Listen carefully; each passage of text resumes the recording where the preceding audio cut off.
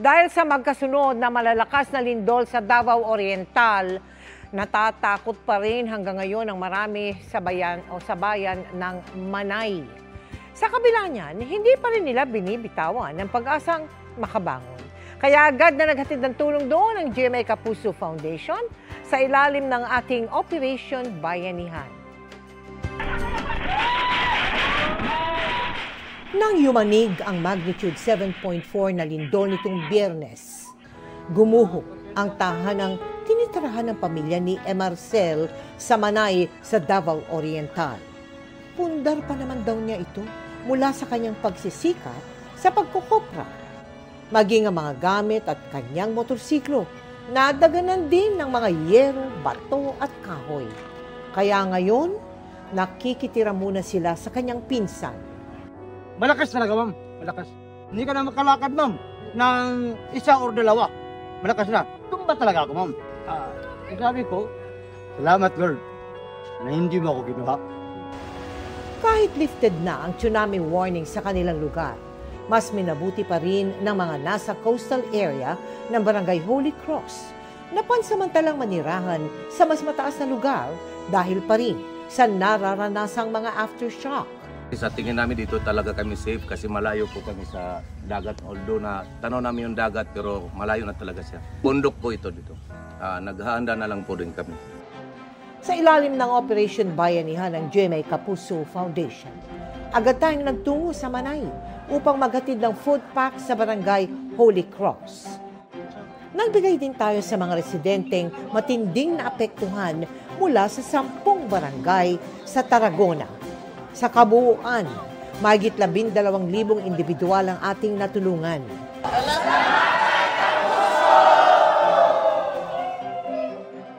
Magkakaroon din tayo ng ikalawang bugso ng tulong sa bayan ng Katiil, San Isidro at Banay-Banay.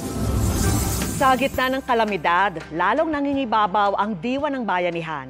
At dahil po sa inyong pakikiisa at pagmamalasakit, patuloy na naihatid ng Operation Bayanihan ng GMA Kapuso Foundation ang tulong at pag-asa sa mga kababayan nating naapektuhan ng lindol sa Davao.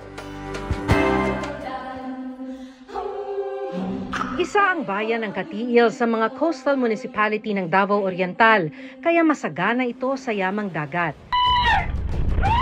Oh my God! Pero nang yumanig ang magkasunod na malalakas na lindol sa lugar nitong Biyernes, ipinagbawal muna ang pamamalaot hanggang sa ngayon. Even up to this morning, we are experiencing aftershocks. So, best prevention. So, hindi pa namin nililift na pwede nang bumalik. So, that's why it's a struggle to provide also their needs. Dagok ito para sa mga mangingisdang gaya ni Edwin. Kaya sa paggawa muna ng pawid ng kanyang asawa na si Annalisa sila kumukuha ng panggastos. 600 pesos ang kita sa kada 100 piraso. Budget na lang, may ipon naman kami, ma'am, pero dili na kasya kay marami akong anak. Ang kailangan namin yung pagkain talaga. Ang importante, may makain kami. Nangangamba rin sila dahil nagkaroon ng mga bitak ang kanilang bahay. Nagdadasal na lang kami na sana hindi na lang mangyari ulit. Sa ikalawang bugso ng tulong ng GMA Kapuso Foundation para sa mga naapektuhan ng lindol sa Davao Oriental, isa ang bayan ng Katiil sa hinatiran ng tulong. Naghatid tayo ng food pack sa 12,000 individual doon, pati sa bayan ng San Isidro at Banay-Banay. Nakakatulong yun. Talagang nagpapasalamat kami sa GMA Kapuso. Salamat po na lagi po nandito kayo pag may kalamidad. Kami po ay nagpapasalamat sa walang sawa niyong pagsuporta at tiwala sa aming Operation Bayanihan. Patuloy tayo maghahatid ng pag-asa para sa mga nangangailangan. Sa mga nais mag-donate, maaari kayo magdeposito sa aming mga bank accounts o magpadala sa Cebuana Luwilier. Pwede rin online via GCash, Shopee, Lazada, Globe Rewards at Metrobank credit cards. Sa bawat pangarap ng isang bata, may pag-asang maaari nating ibigay. Yan ay sa pamamagitan ng unang hakbang sa Kinabukasan Project ng GMA Kapuso Foundation.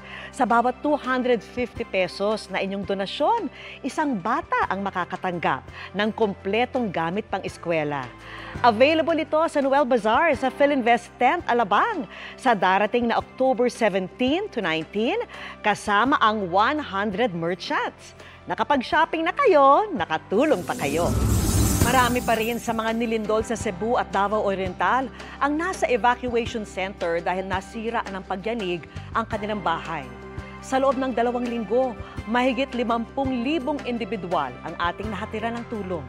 Taos-puso po kami nagpapasalamat sa lahat ng tumulong ng mga partner, sponsor at donor.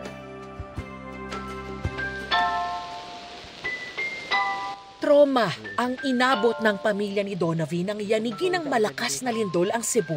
Si Donavi, nasugatan at na-trap sa ilalim ng kama matapos bumagsak ang pader ng kanilang bahay sa bayan ng Tabugon.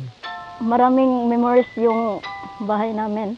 Tapos sa isang lindol lang nasira. Yung bahay mapapalitan pa pero yung buhay ng isang tao hindi na. Patuloy pa rin ang nararamdamang aftershock sa Northern Cebu na ayon sa FIVOX ay umabot na sa mahigit 12,000. Kaya ang mga residente mas piniling magtayo ng tent sa isang open space at doon muna manatili.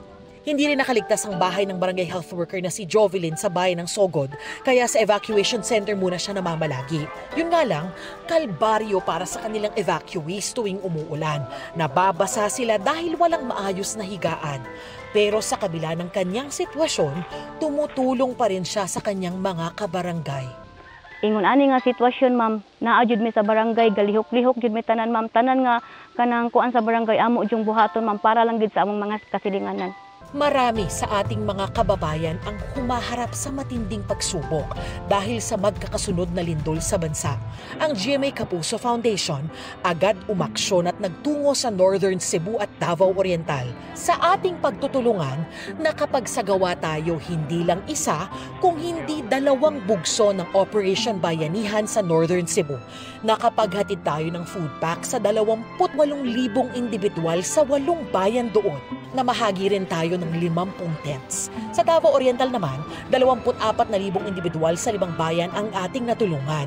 Sa mga nais tumulong, maaaring magdeposito sa aming bank account o magpadala sa Cebuana Luwilier.